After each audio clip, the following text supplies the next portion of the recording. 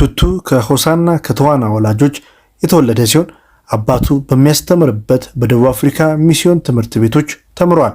ምንም እንኳን የሕክምና ስራ ቢፈልግም ቱቱ የስልጠና አቅም አልነበረውምና በምትኩ በ1955 ትምህርት ቤት መምህር ሆነ። በ1957 ስራውን ለቀቀ።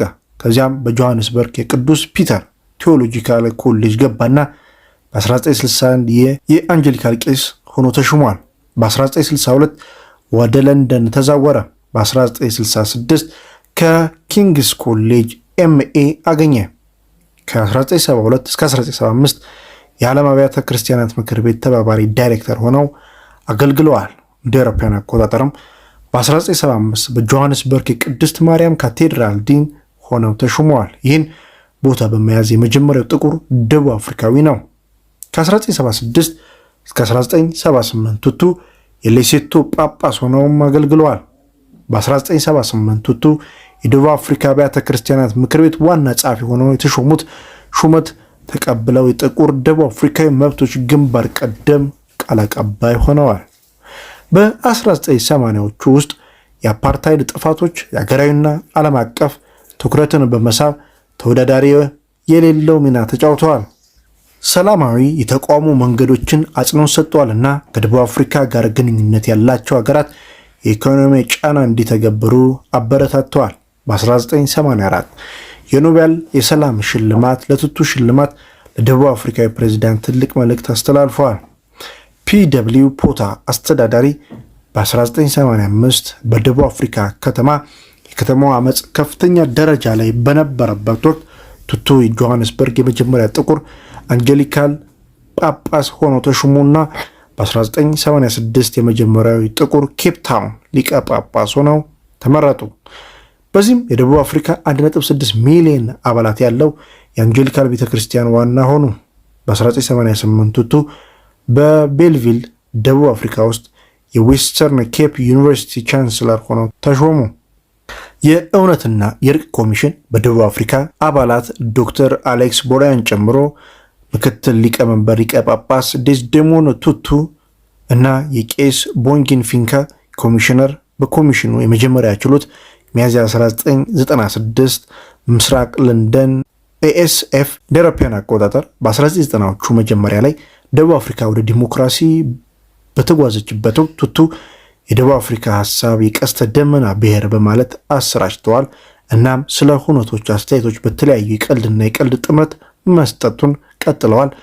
በ1995 በደቡብ አፍሪካ ፕሬዚዳንት ኔልሰን ማንዴላ የቱቱን መሪ ሾሙ። በአፓርታይድ ዘመን የተፈጸሙ የሰብአዊ መብት ጥሰቶች የመረመረው የእውነትና የእርቅ ኮሚሽን ቱቱ በ1996 የቅድመነት ጡረታ ወጥቶ ሊቀ ጳጳስ ኤሚሪቶስ ሆነች። ደረፒያን አቆጣጠር በጁላይ 2010 በጥቅምት ወር ውስጥ ከህዝባዊ ህይወት የመውጣት ፍላጎት እንዳለው አስታውቋል። ምንም እንኳን ከዚሁ ጋር ስራውን እንደሚቀጥል ቢናገርም በ2007 በዓለም ዙሪያ ግጭቶች ለመፍታት እና ለችግሮች አፈታት ማስተዋወቅ ያቋቋሙ የዓለም አቀፍ መሪዎች ቡድን ሽማግሌዎች ጥቅምት 7 ቀን 2010 79ኛ ዓመቱ ጡረታ መውጣት ጀመረ። ቱቱ የትምህርቶችን ስብስብ ዘ ዲቫይን ኢንቴንሽን ጨምሮ በርካታ ህትመቶችን አዘጋጅቷል ወይም አስተባብሯል። ተስፋና መከራ በ1983 አሳትሟል። የዘር መለየትና የፖለቲካ ኢኮኖሚያዊ ነጭ ባልሆኑ ሰዎች ላይ የሚደረግ መድሎ አፓርታይድ። ምንም እንኳን የአፓርታይድ መሰረት የሆነው ህግ በ1990ዎቹ መጀመሪያ ላይ የተሻረ ቢሆንም የአድሏዊ ፖሊሲው ማህበራዊና ኢኮኖሚ ተጽዕኖች እስከ 21ኛው ክፍለ ዘመን ድረስ ቀጥሏል። ከ1948 በፊት በደቡብ አፍሪካ በዘር መከፋፈል በሰፊው ይሰራ ነበር። በዳንኤል ኤፍ ማላን የሚመራው ብሔራዊ ፓርቲን ግን በዚያው ዓመት ስልጣን ሲይዝ ፖሊሲውን አራዝሞ የአፓርታይድ ስም ሰጠው።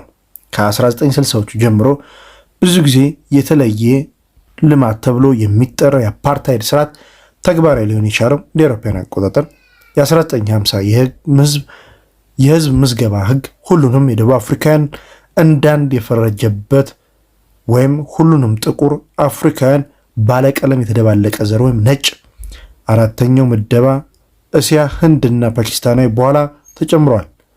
የአፓርታይድ ስርዓትን መሰረት ከመፍጠር አንጻር በጣም ጉልህ ከሆኑ ተግባራት መካከል አንዱ የደቡብ አካባቢዎች ህግ በተግባር የድርጊትና ሌሎች ሁለት በ1954 እና በ1955 ዓ.ም የመሬት ህግ በጸደቀበት ጊዜ ነበር። የመጨረሻው ውጤት ከ80 በመቶ በላይ የሚሆነው የደቡብ አፍሪካን መሬት ለአናሳ ነጮች መመደብም ነበር። የዘር መለያየትን ለማስፈጸምና ጥቁሮች በነጮች ላይ እንዳይደርሱ ለማድረግ መንግስት ነባሩን አጠናክሮ ቀጥሏል። ህጎችን ማለፍ ወይም ነጭ ያልሆኑ ሰዎች በተከለከሉ ቦታዎች እንዲገኙ የሚፈቅድ ሰነዶች እንዲይዙ ያስገድዳል። ሌሎች ድርጊቶችን ውድድሩን በአካል እንዲለያዩ አድርጓቸዋል። በ1951 የባንቱ ባለስልጣናት ህግ መንግስት ለጥቁር አፍሪካውያን የጎሳ ድርጅቶች እንደገና አቋቋመና በ1959 የወጣውን የባንቱ ስራን በራስ የማስተዳደር ህግ የማስተዋወቅ የአፍሪካ መሬቶችን ወይም ባንቱስታንስ በ1970 የወጣውን የባንቱ ሆምላንድ ዜግነት ህግ እያንዳንዱ ጥቁር ደቡብ አፍሪካዊ ትክክለኛ መኖሪያ ምንም ይሁን ምን የባንቱስታን የአንዱ ዜጋ በነጮች የብሔር ብሔረሰቦች የተገለጹ የዘር ቋንቋ ቡድኖችን መሰረት በማድረግ የተደራጁ አድርጓል። ጥቁሮች የደቡብ አፍሪካ ዜግነታቸውን ተነፍገው ከደቡብ አፍሪካ የፖለቲካ አካል ተገለሉ። የደቡብ አፍሪካ መንግስት የሀገር ውስጥ ፖለቲካን በመምራት ታዛዥ የሆኑ አለቆች የአብዛኞቹ ግዛቶች አስተዳደር ይቆጣጠሩም ነበር። አራቱ ባቲስታኖች ትራንስኪ፣ ቦፍታታኖዋስ፣ ዲቫንዳ እና ሲስኪ በኋላ ላይ እንደ ሪፐብሊካኖች ነፃነት ተሰጥቷቸዋል። ምንም እንኳን አንዳቸውም በባዕድ መንግስት እውቅና ባይኖራቸው የተቀሩት ባቲስታኖች ደግሞ የተለያዩ ደረጃ ያላቸውን ራስን ማስተዳደር ነበራቸው። ነፃነታቸውን ሆነ የራስ ማስተዳደር ሁኔታዎች ምንም ይሆን ምን ሁሉም ባቲስታኖች በፖለቲካ የሆነ በኢኮኖሚ የደቡብ አፍሪካ ላይ ጥገኞች ሆኑ።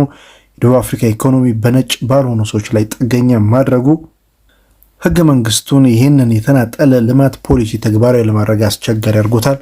ነጭ ላልሆኑ ሰዎች የተለየ የትምህርት ደረጃን እንዲፈጠሩ ተመስርቷል። የባንቱ የትምህርት ህግ 1953 በመንግስት የሚተዳደሩ ትምህርት ቤቶች እንዲፈጠሩ ይደነግጋል።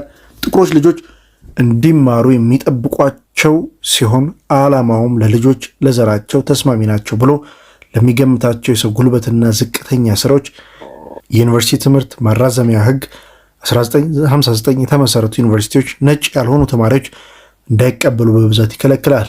መንግስት አዲስ የጎሳ ዩኒቨርሲቲ ኮሌጅን ፈጠረ። እያንዳንዳቸው ለኮሎሬዴስ፣ ህንዶችና ዙሎስ እና አንዳንድ ሌሴቶ፣ ትስዋና እና ቬንዳ ተማሪዎች እንዲሁም የጥቁሮች የህክምና ትምህርት ቤት ኢንሳይክ።